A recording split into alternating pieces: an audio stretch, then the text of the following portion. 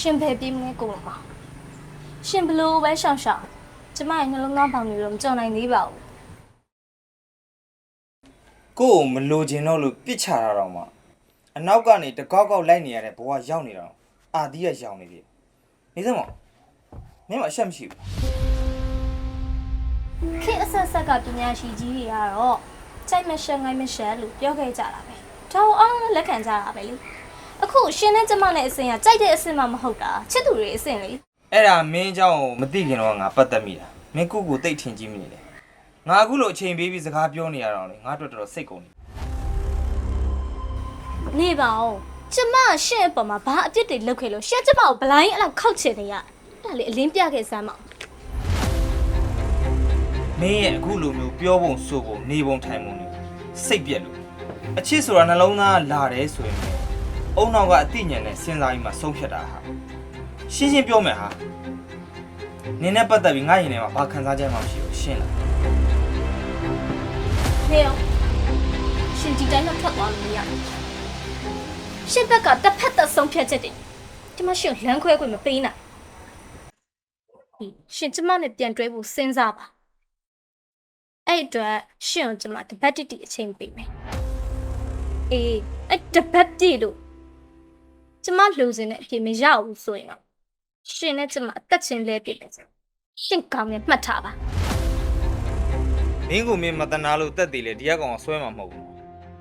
အဲ့လိုမှမဟုတ်လို့တရားဆွဲမယ်ဆိုတဲ့တရားကောင်မမှုဘာဖြစ်လို့လဲဆိုတော့ခက်ညံ့ညံ့ယောက်ျားတွေလို့ခြူလဲမစားလူလဲမစားတာလို့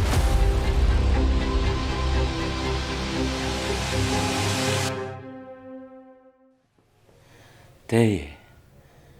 ကိုယ့်ရဲ့နှလုံးသားတကားကိုဖွင့်နိုင်တဲ့ပတ်စဝတ်ကိုကသေးတယောက်တည်းပဲပေးထားတာလေတဲ့ရလွယ်ပြီးဘယ်သူမှမရှိစေရလက်ထက်တယ်ဆိုတာလွယ်ပါတယ်တဲ့ဟောအိမ်အောင်ရှင်မပြစ်သွားရင်တဲ့ထမ်းဆောင်မဲ့တာဝန်တွေဝတ္တရားတွေဟာအများကြီးပဲလေတဲ့ကိုကတဲ့ကိုလွတ်လွတ်လပ်လပ်ပေါ့ပေါ့ပါပါပျော်ပျော်ရွှင်ရွှင်ပဲနေစေချင်တာဒါပဲငါတဲ့ရမ်းချစ်တယ်အပွားစိတ်ညစ်ပါလေဆိုမှသူများအရှိမလာလို့ပြကြားရမကြားချင်လာမချင်းပြနဲ့အလင်းကဘလို့ပြင်းနေလဲအော်ကြီးချင်တယ်ဒီမှာကြားသွားအောင်မေနင်းလေတန်းအောက်တန်းသားလေတန်းနဲ့ဘာဖြစ်လဲအော်အသေးကွဲနေပါလေဆိုမှအထက်တန်းနေအောက်တန်းနေလာလို့ကဲအာယုံပဲအလင်းကအခုနင်ပြောနေတာနင်းအကိုနော်တနေကုန်တနေကအပြင်လျှောက်သွားရင်ငါ့ကိုပြဿနာလာမရှာနဲ့ဒီစမောင်နင်ကဘယ်ကဂလီကချီကောင်နဲ့တွဲပြီးတော့အသေးကွဲနေရတာဂလီကချီကောင်မဟုတ်ဘူးဆရာကောင်မဟုတ်လို့လေဒီကအလင်ကတော့ဟတ်ထိနေရပေါ့ဂလီကချီကောင်ဆိုလို့ရတော့လေလှဲ့တော်မကြည့်ရှင်းတယ်နော်အေးရှင်းတာတွေလင်းတာတွေလုံးမနေနဲ့နင့်အနေထားတွေးရကောင်နဲ့တွဲရမယ့်အနေထားမဟုတ်ဘူးအချိန်တိုင်းဒေရီကနင့်ကိုတင့်တော်တဲ့သူနဲ့ပေးစားလိုက်မယ်အေးစင်းနေဟာယောဂပဲဒီလောက်ခက်မိနေတဲ့ ID ခစ်ကြီးထဲမှာကိုကြီးရဲ့ ID ရတွေလေ90ခွက်ပြေကိုပြန်သွားနေတယ်လို့ပဲဒီနေ့ခစ်ကြီးထဲမှာလေလူတိုင်းကိုပိုင်လွတ်လပ်ခွင့်ကိုပိုင်ဆုံးဖြတ်ခွင့်နဲ့ဘယ်အရာမှမဆိုလုံနိုင်ကြပြီပဲအေးသူများရှိပေမဲ့နင့်မှမရှိဘူးနင့်ကိုအခုလိုသွားခွင့်လာခွင့်ပေးထားတာနဲ့နင်ကန်ကောင်းတယ်မှဟာအဲ့တော့လုံးဝမတရားတာပဲကိုကြီးတို့ကြတော့ဟိုကောင်မလေးနဲ့ကဲလိုက်ဒီကောင်မလေးနဲ့ကဲလိုက်ဟိုသွားလိုက်ဒီသွားလိုက်နဲ့အလင်းကကြမှာဟိုမသွားရဒီမသွားရဟိုကောင်နဲ့မကြိုက်ရဒီကောင်နဲ့မကြိုက်ရနဲ့လုံးဝမမိုက်ပါဘူးကွာအေးငါတို့ကလည်းနင်မိုက်ချင်တိုင်းမိုက်ခွင့်မပေးနိုင်ဘူးနင်အခုလိုသွားခြင်းဟာသွားလာခြင်းဟာလာလှုပ်ချင်တာလှုပ်နေတဲ့အစင်တန်းမရှိတဲ့လှုပ်ရက်တွေနီရက်တန်းကရက်နော်မဟုတ်ရင်ငါနင့်ကိုဒိန်နေတိုင်တော့မှာဟာအလင်းကဘာလို့အလင်းကောင်တိုင်ရမှာလဲကိုကြီးတာလေးရှိတဲ့မြတ်ကောင်မလေးနဲ့အချိန်ပြည့်ရှုပ်အချိန်ပြည့်အီအချိန်ပြည့်ရှောက်လဲနေရလဲလုံးနဲ့ဘိန်ဘာဖြစ်တတ်တယ်ဆိုတာသိတယ်နော်တော်ကြသူများပိုက်ကိုပိုက်ဖြစ်ပြီးတော့လေဒုမနာသားလေးပဲအစ်စ်ထိန်နေအောင်အောင်မငါ့ကို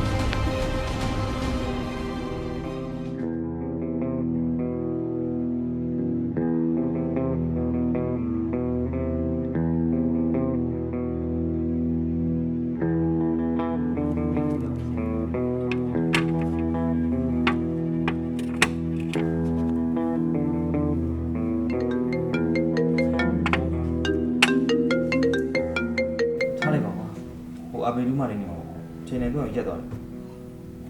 ဟိုဆရာစမ်းမွေးချက်ကြီးကတော့ကြောက်စရာကြီးကွာမီးတောင်ကြီးပွင့်တယ်လို့ပွင့်လာရေး ဟုတ်တယ်ကွာဟေ့မိန်းကလေးတွေကိုခါချနေရတယ်ဆိုတာဒါမျိုးကိုပြောတာကွာ ဆရာဘက်ကတော့ဒီလောက်ထိပြစ်ပြစ်ခါခါပြောနေရတော့အဲ့မိန်းကလေးကမနာနိုင်ဘူးဆိုတော့ကြောက်ငါတော့အံ့နေကွာ အဲ့လောက်ဒီအပြောခံအဆူခံနိုင်နေဆိုတာဆရာအပေါ်မှာတကယ်ချစ်လို့ပေါ့ကွာငါတော့အဲ့ဒီကောင်မလေးကိုအရင်သနာတာပဲကွာ တော်မတနာနဲ့ကိုလူအဲ့လို main ကလေးမျိုးဆိုတာလုံးဝမတနာသင့်ဘူးသူတို့ကအက်ဆစ်လိုပဲကွာတက်နိုင်ဆုံးကင်းနံသမျှကင်းအောင်နေရမှာမဟုတ်လို့ကတော့လေအယိုးထိဆိုင်အောင်ခံစားသွားလိမ့်မယ် ဟုတ်ပါမလားဆရာရဲ့သူ့ကိုကြည့်ရတာကျွတ်ဆက်ဆက်မကြောကြောဒုတ်ထိုးအိုးပေါက်ပြောတဲ့ယုံကလွှမ်းရင်သူ့ရုပ်ကလေးကချစ်စရာလေးပါဆရာရဲ့ ရုပ်ကိုကြည့်ပြီးဆုံးဖြတ်ရင်ပိုပြီးမှားတော့မှာပေါ့ကွာဒီဘက်ခေတ်ကြီးထဲမှာစိတ်ကိုပြင်တာထက်ရုပ်ကိုပြင်တဲ့လူတွေကပိုများတယ်အဲ့ဒါကြောင့်မလို့ရုပ်တရားတွေများပြီးတော့အကျင့်ပြတ်တာတွေလည်းများလာတာပေါ့ကွာအခုဆိုကဘာကြီးတောင်ပူလောင်ပြီးအစိတ်သင့်ခံရတာများတော့အလင်းရောင်တော့မှိမ့်မိန်လာခဲ့ပြီ ဟမ်ကဘာကြီးကခုမှခင်မီတိုးတက်လာပြီးလက်လက်တောက်ပနေရမဟုတ်ဘူးလားဆရာ အဲ့ဒါတိုးတက်လာတဲ့ရုပ်ဝတ္ထုတွေနဲ့ဆက်ရမ်းနေရတဲ့ကြောင့်မြင်တွေ့နေရတဲ့ပုံရိပ်တွေပါအဲ့ဒါတွေကလည်းအချိန်တန်ကြရင်လူတွေကြောင့်ပျက်စီးသွားမှာပါအခုဆိုရင်လေထုတွေရဲ့ညဉ့်ညမ်းမှုကအဝါရောင်ဆင်းရတဲ့လိမ်မော်ဆင်းအောင်ပြောင်းသွားပြီရေထုဆိုလည်းအခြေအနေမကောင်းတော့ ဟဲ့မော်မင်းဝင်ရှုပ်တာနဲ့လေနှလုံးသားရေးရအကြောင်းဆွေးနွေးနေရနေပြီးတော့ကဘာကြီးအကြောင်းအရာတွေရောမိုးလေဝသအကြောင်းတွေရောရောက်ကုန်ပြီကွာဟိုဆရာဟိုကျွန်တော်ပြောချင်တာဒီလို့ဆရာရဲ့အလင်ကားဆိုတဲ့ကောင်မလေးကခေသူတယောက်တော့မဟုတ်ဘူးဗျာသူ့မှာမတိနားမလဲတာလေးတွေမလိမ္မာတာလေးတွေတော့ရှိမှာပေါ့ဆရာရဲ့ဟိုဆရာကိုအရန်ချစ်တာဆိုတော့ဆရာအနေနဲ့မေတ္တာတရားကိုရှေ့မှာထားပြီးတော့ပြုပြင်ပြောင်းလဲပြီးလို့မရနိုင်ဘူးလားဆရာ တစ်ကဝါကောက်ဆိုတာမြင်လဲမြင်ရတယ်ဖြောင်းလို့လည်းရတယ်လူကောက်နေတာကြတော့မြင်လဲမမြင်ရဘူးပြုပြင်ပြောင်းလဲဖို့လည်းခက်တယ်မွေးတွေတေမဖြောက်တဲ့မကောင်းတဲ့မျိုးရိုးတွေဆိုတာပြုပြင်ပြောင်းလဲဖို့ခက်တယ်လူမာမျိုးကြက်မာယိုးတဲ့ဒီလိုမကောင်းတဲ့မျိုးရိုးတွေကိုစောစောစီးတွေကဆက်သွယ်ဖြတ်ထားတာကောင်းပါလား မာလိုက်တဲ့အသေးကြောက်ခဲလိုပါပဲလားဆရာရဲ့အော်တခုတော့ရှိရဲ့ဆရာရဲ့အလင်္ကာလေးဘက်ကသူ့ကိုပြန်ပြီးတော့လက်မခံဘူးဆိုရင်ဘာပြုမယ်ညာပြုမယ်ဆိုပြီးတော့ပြောထားသေးရနော်ဆရာမစားတဲ့အမေတဲနဲ့ပတ်ဆိုသလိုလိုင်းမော်တက်ပြီးတော့ငိုကြီးချက်မတွေလုံနေမှာဖြစ်ဆရာတိတ်ခါကြမှာဆိုလို့ကျွန်တော်ပြောတာပါဆရာရဲ့ သူ့ဘာသူအရှက်မရှိလို့တက်ငိုတော့ငိုပေါ့ငါရင်အောင်မခုံငါနဲ့ပတ်သက်ပြီးတော့သူ့အပေါ်မှာမှဲ့တပေါက်ဆိုတော့ငါဘာမှမလုပ်ခဲ့မင်းတို့အဲ့လိုဆိုသဘောပေါက်မှာ ပောက်ပါတယ်ဆရာ ပေါက်တယ်ဆိုရင်နောက်တစ်ခါကို့အကြောင်းကိုပြောကို့လို့ကိုလို့မလိုလားအပ်တဲ့အရှုပ်ထုတ်တွေငါကောင်းတဲ့ကိုမထည့်နိုင်လို့တော့ ဒ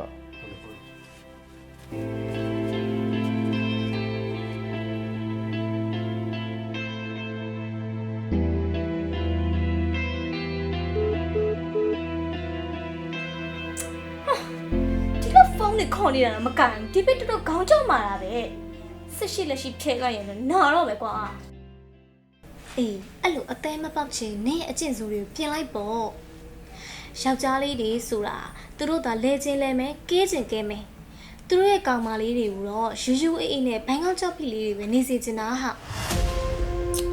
ဟုတ်ပြီပေါက်ပြီအခုပြောသွားတဲ့ဟာတွေကိုအားလုံးလုံမယ်ဆိုရင်အေးဆေးဖြစ်သွားပြီလားသူ့နာကိုပြန်ကတ်လို့ရသွားပြီပေါ့အော်တူရောကတ်လို့ဘယ်ရအောင်မလဲကိုယ့်ဘက်ကနည်းနည်းတော့အားစိုက်ထုတ်ပြီးချော့အောင်မှာပေါ့သူ့နာကိုရောက်သွားတော့မှစောစောကပြောတဲ့အချက်တွေကိုပြန်ပြင်လိုက်ရင်ဒီအားလုံးအေးဆေးဖြစ်သွားပြီကျန်တာတွေကတော့အားလုံးကိုလုံနိုင်ပါလေဒါပေမဲ့ကိုယ့်ဘက်ကအားစိုက်ထုတ်ပြီးတော့ပြန်ချော့မဲ့ကိစ္စကိုတော့ဘယ်လိုလုပ်မှမသိဘူးဖြစ်တာခန့်နေတယ်အော်ဒါကတော့ကိုယ့်ဘက်ကပြတ်မှမပြတ်နိုင်တာတခါတော့ထိုးချွေးလိုက်ပေါ့ဘာလို့ထိုးချွေးရမှာလဲအော်သူနဲ့တော့တွေ့ရဲ့အခါကျရင်ကိုယ့်ဘက်ကအရှုံးပေးတဲ့အနေနဲ့တန်မိုးကြီးလက်ဆောင်ပစ္စည်းတစ်ခုကိုပေးလိုက်ပေါ့ပေးကမ်းခြင်းဒီအောင်မြင်ရ၏တဲ့အပြစ်ကိုဝန်ခံခြင်းဒီလဲရန်ကိုချေးစေ၏တဲ့ကြိုက်ပြီနင်ပြောတာကိုကြိုက်သွားပြီမနှက်ပြန်စပြီးတော့လင်္ကာတို့ကတစ္ဆာဒါမျိုးမှာပေါ့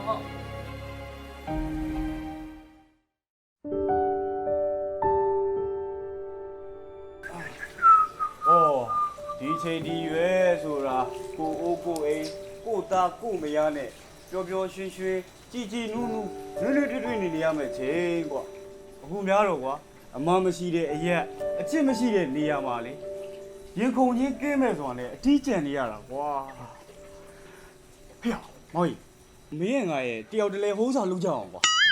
မင်းတော်တော်မရိုင်းတဲ့ကောင်ပဲမင်းအုတ်တန်းကြတဲ့ကောင်အသိကမရှိတဲ့ကောင်ပဲမင်း ဟေ့ငါဘာများပြောမိလို့လဲကွာမင်းငါရဲ့တယောက်တလေအပြင်ထွက်ကြမယ်လို့အပြင်ထွက်တဲ့ခါကျရင်ရီးစားရမယ်ရီးစားရတဲ့ခါကျငါတို့ဘုရားအတိတ်ပဲရှိသွားပြီကွာအဲ့ချိန်ညလို့ရှိရင်အခုလိုမျိုးပြင်းစရာမကောင်းတော့ဘူးလို့ပြောလာတာကွာ ပြင်းစီရမလိုတော့ပါဘူးကွာမင်းနဲ့ငါနဲ့ကိုခေါင်းစားတော့မဲ့မင်းမချော်လေးကိုရှိမှရောက်နေပါပြီကွာ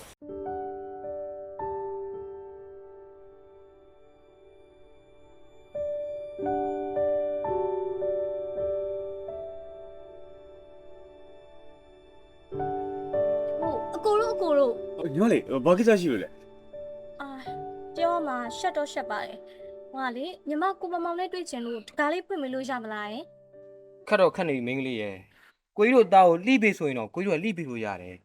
တကားဖွင့်ဖို့ကတော့မဖြစ်နိုင်ပါဘူးကွယ် ဟာအကိုတို့ကလည်းတကားလေးဖွင့်တာဘာခက်လို့ရောဟွာလေတော့ခက်လောက်လေးတဲ့ကိုတော့တန်လေးထဲပြီးလှိလိုက်ရုံနဲ့ အော်ညီမလေးရေတော့ဖွင့်နေဆိုတာဘာမှအပန်းမကြည့်သလိုဘာမှလည်းမခက်ခဲပါဘူးဒါပေမဲ့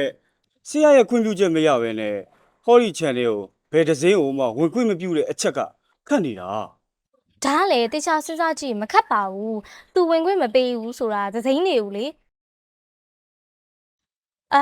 ချစ်တဲ့ခင်နဲ့မိတ်ဆွေတွေဆိုတော့သူဝင်ခွင့်ပြုမှာပါအကိုရဲ့အလင်ကာကကိုမမောင်ရဲ့တူးတီတော်ရှိစားဟောက်မှာကိုမမောင်မှာခုထိတခြားချစ်သူအစ်မရှိသေးသလိုလင်ကမှလည်းဘယ်တော့မှနောက်ထပ်ချစ်သူဆိုတာရှိလာမှာမဟုတ်ဘူးပြီးတော့အလင်ကာတို့ချစ်သူနှစ်ဦးကလည်းအခုထိနှစ်ဦးသဘောတူလမ်းခွဲထားခြင်းမရှိပါဘူးကိုမောင်ဘက်ကတာလေလင်ကောက်တစ်ဖက်သက်ဆွတ်ဖြတ်သွားတာအဲ့တော့အကုန်လုံးလည်းသိမှာပါနော် တိတော့တိပါတယ်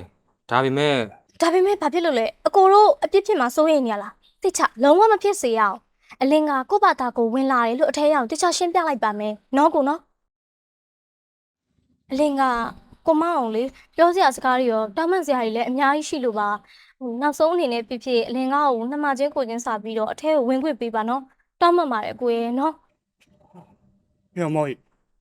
ဘယ်လိုလုပ်ကြမလဲကွာ။ငါတော့သူ့ကိုကြည့်ပြီးတော့ဘယ်လိုမှမခံစားနိုင်တော့ဘူးကွာ ငါလည်းမင်းလိုပါပဲကွာဒါပေမဲ့ Judy is Judy တောင်းဝင်ကတောင်းပဲကွာဆရာမေကိုမလုံးဆန်တာတော့အကောင်းဆုံးပဲကွာ အကိုတို့ရဲ့တာဝန်ပေါ်မှာတစ္ဆာရှိမှုတိတ်တက်မှုကိုအလင်ကအတိမတ်ပြုပါတယ်ချီးလဲချီးကျူးပါတယ်ဒါပေမဲ့အကိုတို့ရဲ့တစ္ဆာရှိမှုကအလင်ကဘဝတဲချီပြတ်သွားနိုင်နေရှင်အလင်ကကိုတနာပါနော် ။ပြောမောင်ကြီးငါ့ကိုတော့ပေးကွာ ဟေ့ရမင်းကအဲ့ကောင်မလေးကိုတော့ဖွင့်ပေးတော့မလို့လား ။ငါဘယ်လိုမှမခံစားနိုင်တော့ဘူးကွာ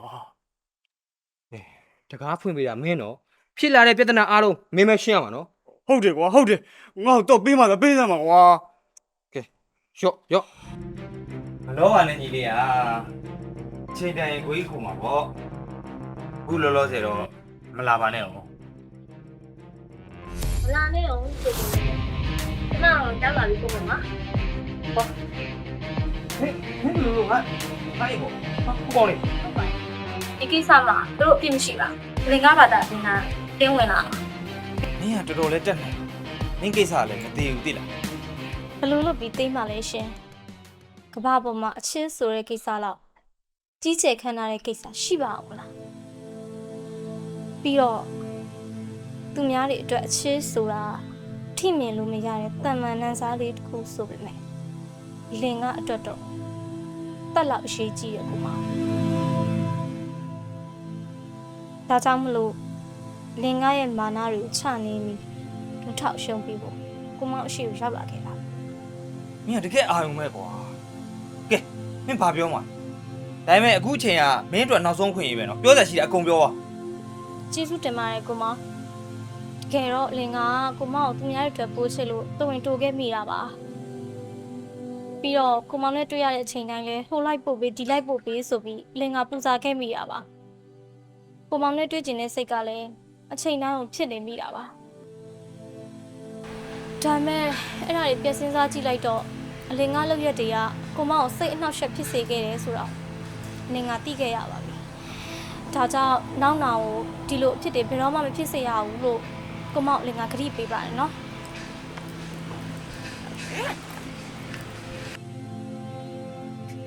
ဒါလေးကဒီတိယအချိန်ကိုမောင်စစ်စစ်ပန်နေလို့နင်ကပတ်တာပြီးရမှာပေါ့ကျေးဇူးရှိလက်ခံပေးပါနော် သွား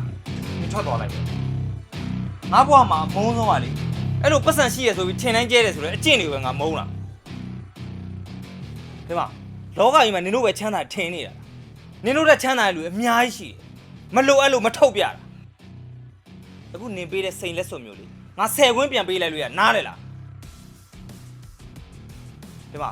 ငါဆိုတဲ့ကောင်ကလေယောက်ျားပိုင်းလုံးလည်းမဟုတ်မင်းတို့6တိုင်းလည်းငါမကြောက်နောက်ဆုံးနင့်ကငါအကုန်ပြောလိုက်ငါရှေ့မှာနင်လာငိုပြမယ်ဆိုရင်တော့ငါတနာမှာမဟုတ်သွားငါဘွားတဲ့ရောငါခြံတဲ့ရောအပြီးပန်ချော့သွားမဟုတ်ရင်ပိုင်တဲ့ကျူးလွန်မှုနဲ့တရားဆွဲရလိမ့်မယ်နော်နားလေလားဟဲ့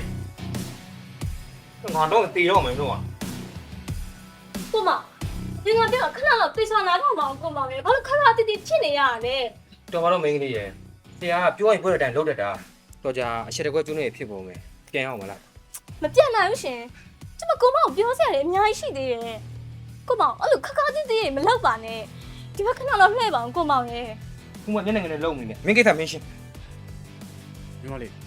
ကိုကြီးကိုထပ်ပြီးတော့ဒုက္ခမပြေပါနဲ့တော့ကွာဒါမှညီမလေးကပြန်အောင်နော် မပြန်ဘူးကိုမကျမမပြောစရာရှိ ဒါမှဒီမလေးပြန်လဲရောဟောလဲ ဟ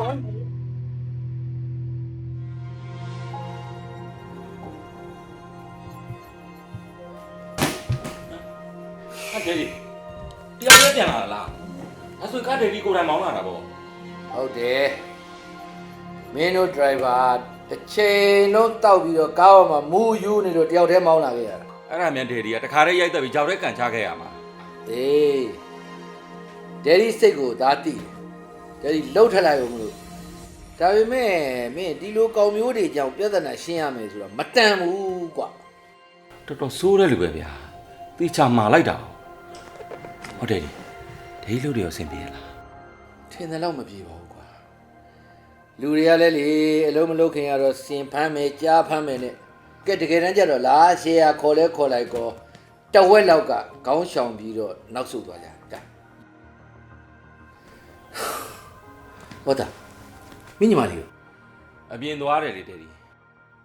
ဒေဒီသမီးကလည်းပြောမရဆိုများဖြစ်နေပြီဒေဒီတဏီကုံလျှောက်လိုက်တယ်ဂေါ်လီကတော့သူ့ကိုဆရာခေါ်တော့တယ် အဲ့တော့မင်းအကိုဖြစ်ပြီးတော့မပြောဘူးလား ပြောတာပဲဒေဒီကအကိုတောင်ကပြန်ခံပြောနေပြီပြောမရဆိုများဖြစ်နေတာ ကောင်မလေးတော့ကွာ no တဲ့ သမီးအဲ့ဒါဘယ်လိုဖြစ်လာဟမ်နင်မူးလာတာလား ဇယ်ရီကလည်းတပည့်အသေးကွေးလာလို့ရင်းနေလေးပဲတောက်လာတာပါ အဲ့ဒါပဲကြီးတော့ဒေဒီဒေဒီသမီးကပြောမရဆိုများတော်တော်ဖြစ်နေတာ အလင်းကနင်ကဘယ်ကောင်နဲ့တွားကြိုက်ပြီးတော့ဘယ်လိုဖြစ်လို့အသေးကွဲလာတာဟမ် သူ့နာမည်ကနော်ဝဲမောင်မအောင်နဲ့ဘာဖြစ်လို့နော်ဝဲပွဲရလဲတော့သူမီးလည်းမသိလူကတော့ဒယ်ဒီလို့ high boss ပဲသူရသူ့ချစ်လို့လေလွယ်စိုးလေးနဲ့စိုးလိုက်တာသူမျိုးကဲလို့ပြီးဖြတ်သွားတယ်လုံးဝပြချုံမရအောင်အဲ့ဒါလေကိုကြီးနဲ့ဒယ်ဒီနဲ့သမီးအစားလေးသူ့သွားတောင်းမှမေးပါနော် နင်တွားအိတ်လိုက်တော့နော်နင်ဆက်ပြောမယ်ဆိုရင်လျုံကပါရိုက်နေရောရှိသမျှတွားပြီးအကုန်ကျွတ်ထွက်သွားလိမ့်တွားလိုက်တော့ အလင်ကတော့ကံမကောင်းချက်ကတော့ဘဲ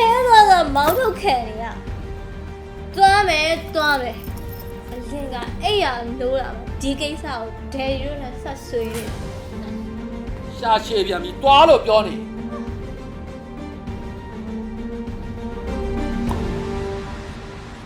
မမောမပြေပါဘူးကွာသမီးတကောင်နွားတစ်ထောင်မလို့ပဲနှစ်ယောက်လောက်တာဆိုရင်တော့ငါယူပြီးသားကြီး အဲ့လောက်တော့နဲ့တော့မယူပါနဲ့တဲ့ဒီဟာနဝရမောင်မောင်ဆိုတဲ့ကောင်ကဘာကောင်မှုလို့ဒီကောင်မှတ်လောက်တာလောက်ပြန်တာပညာပေးလိုက်ပါ အေးတခါတလေလေဒေဒီသားကိုအားကိုးပြရစီကွာ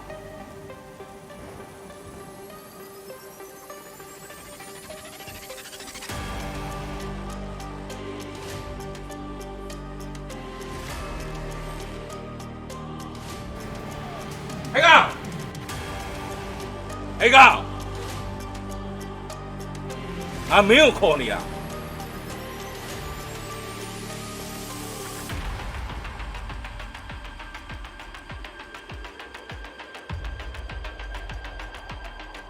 ဟိတ်ကောင်ဆိုတာဘယ်သူ့ကိုခေါ် ငါမင်းကိုခေါ်နေတာ ဒီအိမ်မှာဟိတ်ကောင်ဆိုတဲ့တယောက်မှမရှိ အဲ့လေငါမင်းကိုခေါ်နေတာလို့ပြောနေတာ ဘူးဟုတ်ပါတယ်ဘာကိစ္စလဲ မင်းစရာနဗရမောင်မောင်ငါတွေ့ကျင်လို့ ဒါဆိုရင်ခင်ဗျားနာမည်ကဘယ်လိုလဲ အောင်ခန့်ပိုင်နေစမအောင်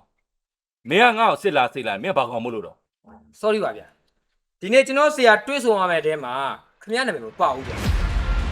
ကြီးကြီးကျက်ကျက်ရမင်းကူတော့ခေါ်လိုက် ခေါ်ပေးနိုင်ဗျာ မင်းမခေါ်ဘူးလားဟေးအောင်နဝရမောင်မောင်နဝရမောင်မောင်ဟေးအောင်နဝရမောင်မောင်ထွက်ရအောင်ဟေးအောင်နဝရမောင်မောင်မင်းကူထွက်ရအောင်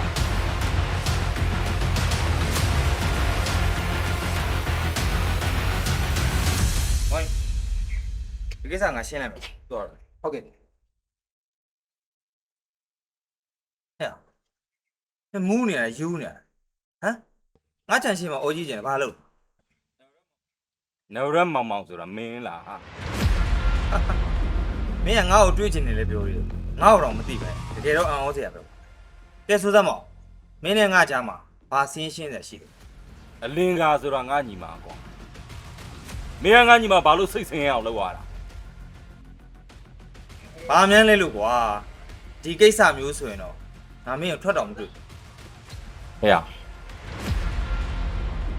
ငါညီမဆွေနဲ့မျိုးနဲ့အတိုင်းအဝိုင်းနဲ့ကွာဒီမင်းတွဲချင်တိုင်းတွဲဖြတ်ချင်တိုင်းဖြတ်လို့ရတဲ့စားထဲမှာမပါဘူးငါတို့မှတိတ်ခါရှိတယ်ကွာမင်းနားလေလား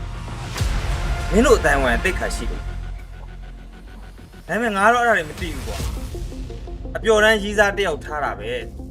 ငါအတွက်ဖီးလိုက်ရင်တွဲမယ်ဖီးမလိုက်ဘူးဒါပဲပေါ့ ဟဲ့မင်းစကားတွေအတောင်ဝင်မိတ်လာကြီးမင်းလောက်အောက်တန်းကြားတဲ့ကောင်ငါတစ်ခါမှမတွေ့ဘူး မင်းမမြင်ဘူးဆိုရင်မင်းကိုမင်းမှန်ထောင်ပြီးပြင်ကြည့်ဒီမှာရ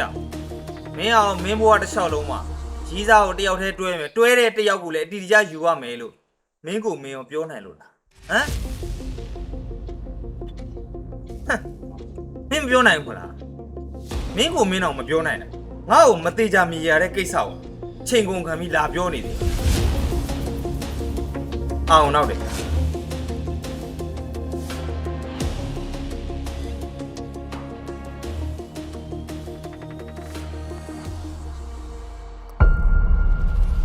ရာဇဝင်ရိုင်းလိုက်တာကွာငါသားပြောတဲ့အတိုင်းဆိုရင်ဒီကောင်ကလူပါဝါတာမဟုတ်တော့ငါတို့ကြောသလိုဖြစ်သွားတယ်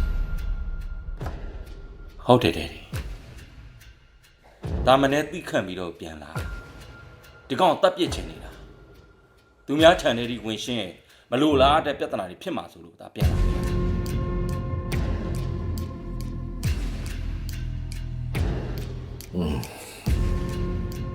ဒီတိုင်းထားလို့တော့မဖြစ်ဘူးတစ်ခုခုကိုပြက်ပြက်သားသားကိုလောက်ရတော့မယ် လုံးမှာပါတဲ့ဒီလုံးဝမဲ့နီလန်းတွေကိုလည်းဒါသိပါတယ်ဒါသဘောနဲ့ဒါလှုပ်လိုက်ရင်ဖြစ်နေတဲ့အနေအထားတွေကိုဒီမသိမှဆိုလို့ပြောပြတာ ကောင်းနေတာသားကူလိုစိတ်ထိမ်းပြီးပြန်လာတာသိကောင်းညို့ဆိုရင်အကုန်ရှုပ်ကုန်လိမ့်မယ် အဲ့လိုတော့ပဲရှင်းမလိုက်တဲ့ဒီဒီကောင်လူမသိသူမသိတာရှင်းပြမှာ ဟုတ်တယ်ဦးသားအဲ့လိုရှင်းပြလို့မရဘူးဘာဖြစ်လို့လဲဆိုတော့ ဒီကိစ္စမှာငါသားမသိတဲ့အကြောင်းတွေအများကြီးရှိတယ် ။ဘာပြဿနာလဲတဲ့ဒီ။ရှင်းစရာရှိတဲ့ကိစ္စကိုအကုန်တန်းစီပြီးတော့ရှင်းပြရမှာပေါ့ ရန်တမ်းရှင်းလို့မရဘူးအဲ့လိုရှင်းဖို့အတွက်မင်းညီမကိုမေးရမှာ तू ကကာယကံရှင်း ။သူ့ကိုတော့မေးမနေပါနဲ့တဲ့ဒီက။ဒီပြဿနာတွေကသူ့ကြောင့်ဖြစ်လာ။ ဟုတ်သေးဘူးသားမေးကိုမေးရမှာဒီကိစ္စမှာမင်းညီမကကာယကံရှင်းဒီတကယ်လို့သူ့အဖြေကမဟုတ်ဘူးဆိုလို့ရှရင်ဘယ်လိုဒုက္ခရောက်မှာ ဒယ်ဒီအခုလိုလိုလိုက်နေတော့အလင်ကားရောက်တက်နေတာလေဒယ်ဒီရဲ့ ဒါဒယ်ဒီဘာပြောချင်လဲဆိုတာကိုမသိပဲနဲ့မင်းဘာဖြစ်လို့ရန်တမ်းပြီးရှောက်ပြောနေတာတော့ဟမ်အဲ့ဒီနဝရမောင်မောင်ဆိုတဲ့ကောင်နဲ့မင်းညမရိုးရိုးအဆက်ဖြတ်သွားတယ်ဆိုရင်ပြဿနာမရှိဘူးအေးသူတို့နှစ်ယောက်လွန်လွန်ကျူးကျူးဖြစ်ပြီးဒါတွေပဲဖြစ်သွားရင်မင်းတို့ငါတို့လူပုံတွေမှာအဆက်ကွဲမှာသိလားအဲ့ဒါကြောင့်မလို့မင်းကိုမေးရမှာ ဒယ်ဒီပြောမှသားကောင်းနေပူသွားပြီဒယ်ဒီပြောသလိုဟိုကောင်ပြစ်ထားခဲ့လို့ကတော့ဒင်းတို့နှစ်ယောက်စလုံးသားတတ်ပြတ် โอ้ငါသားရဲ့ခက်တော်နေပြီပါ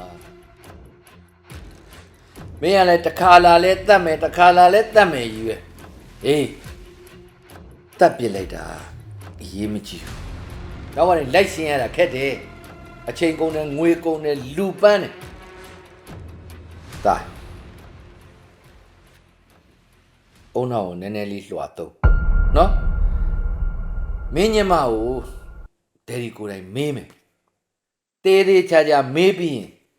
ဘာဆက်လုပ်ရမလဲဒယ်ဒီကိုယ်တိုင်ပဲဆက်လုပ်တော့မအေးစီနားလိုက်တော့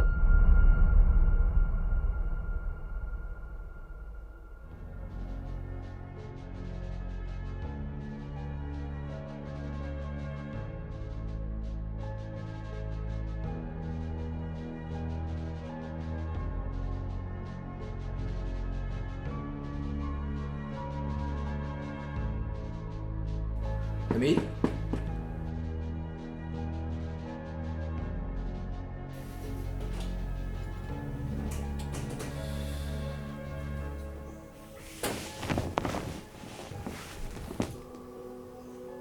သမီးဒါရီဘယ်လိုဖြစ်နေလဲဟမ်ဒီလောက်အတန်အပြန့်ကြိုက်တဲ့သမီးကဟိုတခန်းလုံးရှုပ်ပွားနေတာဘာတွေဖြစ်နေတာတော့ သမီးစိတ်ညစ်လို့ဘာမှမလုပ်ချင်တာပါတဲ့ဒီ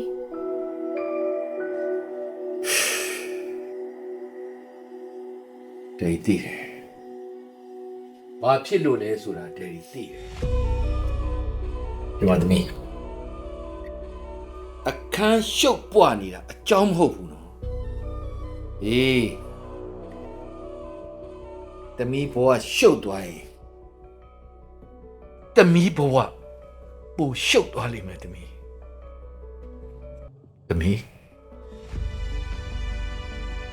ဒယ်ရီကိုအမှန်တိုင်းပြောနော်ဒယ်ရီရှေ့မျက်နှာနောက်ထားပြီးတော့မေးပြရစီ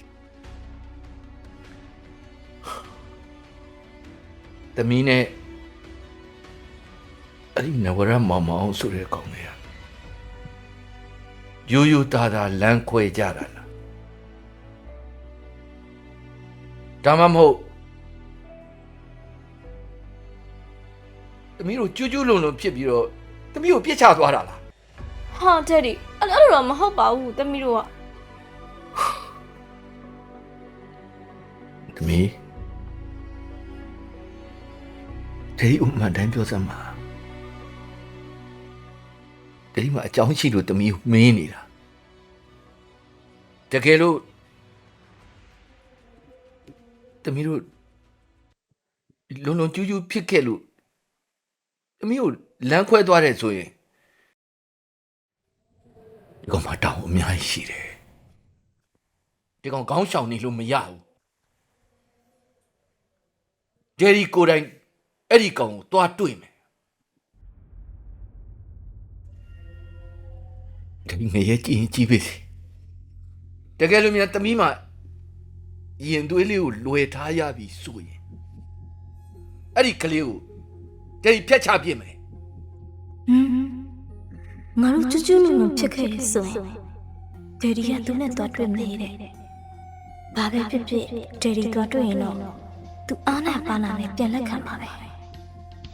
ဒီတော့ဟုတ်မဟုတ်မှားခဲ့ကြပြီလို့ဖြေလိုက်တာကောင်းတယ်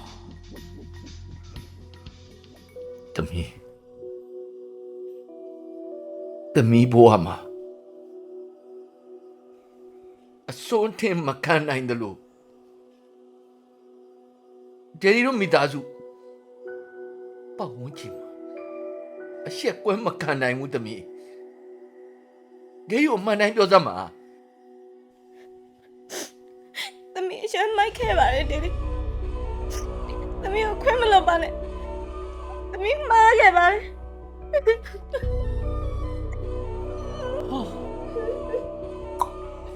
မရိုင်းလိုက်တာကွာခွေးမသားဒါကြောင့်မလို့ဒီကောင်ကငါသမီးကိုမရရအောင်ခွာနေတာကို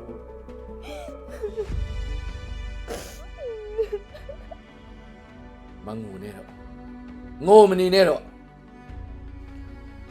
အဲ့ဒီကောင်ဒယ်ဒီကိုယ်တိုင်သွားတွေ့